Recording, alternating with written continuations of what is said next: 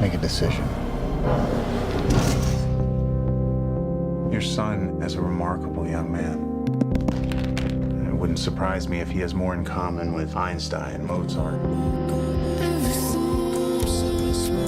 He has highly advanced cognitive skills. Kamu pernah nonton film ini nggak sih? Film ini tuh judulnya The Accountant dan diperankan oleh Ben Affleck. Film ini menceritakan seorang akuntan forensik jenius yang menderita autisme.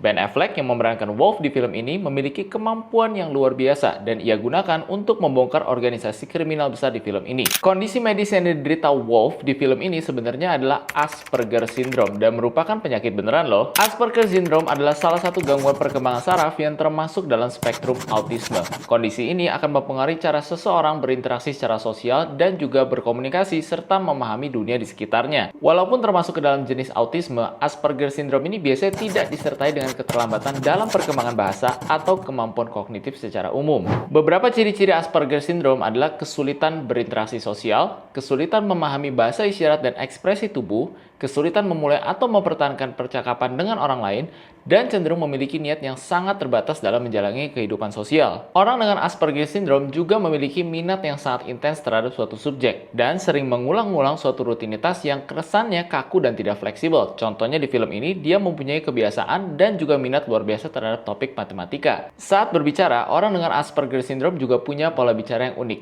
Buncis lapar, dan piring belum dicuci. Itu kan udah bukan tugas aku. Jadi jelaskan sekali lagi ya. Buncis lapar, piring belum dicuci.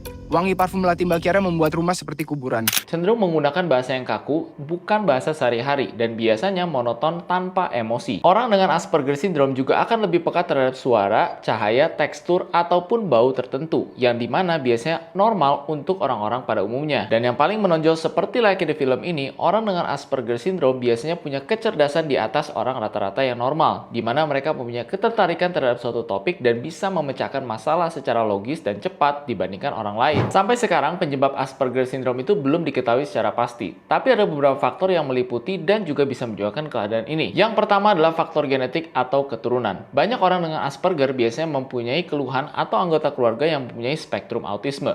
Yang kedua adalah faktor lingkungan, terutama biasanya ada kelainan selama kehamilan yang mempengaruhi perkembangan otak. Kumpulan faktor-faktor ini akan menyebabkan perubahan struktur otak, sehingga timbul perbedaan dalam otak dalam memproses informasi, terutama area mengatur interaksi sosial dan juga komunikasi. Kumpulan faktor ini dapat menyebabkan perubahan pada struktur otak, sehingga membedakan proses informasi dan cara interaksi sosial serta komunikasi dengan orang lain. Meskipun tidak ada penyembuhan untuk Asperger Syndrome yang 100%, banyak terapi dan intervensi dapat membantu meningkatkan kualitas orang dengan Asperger atau kondisi ini. Yang pertama adalah terapi perilaku. Tujuannya adalah membantu memahami isyarat sosial dan mengelola perilaku yang mungkin gak sesuai dengan orang normal. Yang kedua adalah terapi wicara dan bahasa. Tujuannya adalah meningkatkan kemampuan komunikasi, terutama dalam memahami percakapan dan juga ekspresi dengan orang-orang lain. Dan yang ketiga adalah terapi sensorik yang membantu mengelola sensitivitas terhadap stimulasi sensorik, misalnya terhadap cahaya berlebihan, suara yang keras, dan juga distraksi lainnya. Dan yang keempat, ada pelatihan sosial yang memberikan keterampilan praktis untuk berinteraksi dengan orang lain, terutama di ruang lingkup yang luas. Dalam beberapa kasus orang dengan Asperger, obat-obatan juga dapat mengelola gejala terkait seperti kecemasan dan depresi yang mungkin timbul. Jadi jangan takut untuk reach out dan juga melakukan pengobatan ke tenaga profesional yang mumpuni. Asperger Syndrome adalah salah satu bentuk autisme dengan gejala spesifik yang mempengaruhi interaksi sosial dan juga perilaku.